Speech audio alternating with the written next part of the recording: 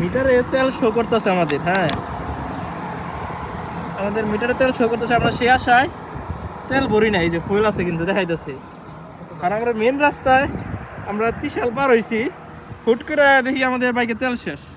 1.5 kilo যাওয়ার পর 3 kilo 3 litre তারপর দেখে তেল নিয়ে আসলাম। এখন দেখাইতেছে মিনিমাম 4 লিটার উপরে তেল আছে, 4 লিটারের বেশি হইব। কিন্তু আমরা এরকম বিপদে বেড়ে গেছি। সবাই আগে চেক করে নেবেন বাইকে, তারপরে আপনারা ট্যুরে বের হবেন। আগে চেক করবেন তারপরে। হ্যাঁ হ্যাঁ আমরা ডিজিটালে বিশ্বাস না করে অ্যানালগে যাই, অ্যানালগই আসলে বেটার।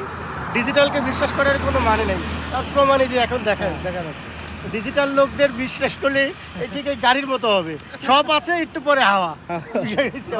ধন্যবাদ গাইস। তাই সবার আগে চেক করে নেবেন ফুয়েল পাম্প ঠিক আছে নাকি, আগে গাড়ি সার্ভিস দিয়ে নেবেন, ঠিক টাইমে সার্ভিস দিবেন। অনেক সময় সেন্সর কাজ করে না, এর জন্য অনেক সমস্যা হতে পারে। এটা দেখে নেবেন, আগে চেক করবেন। আগেন খোদা হাফেজ, ভালো থাকবেন সবাই।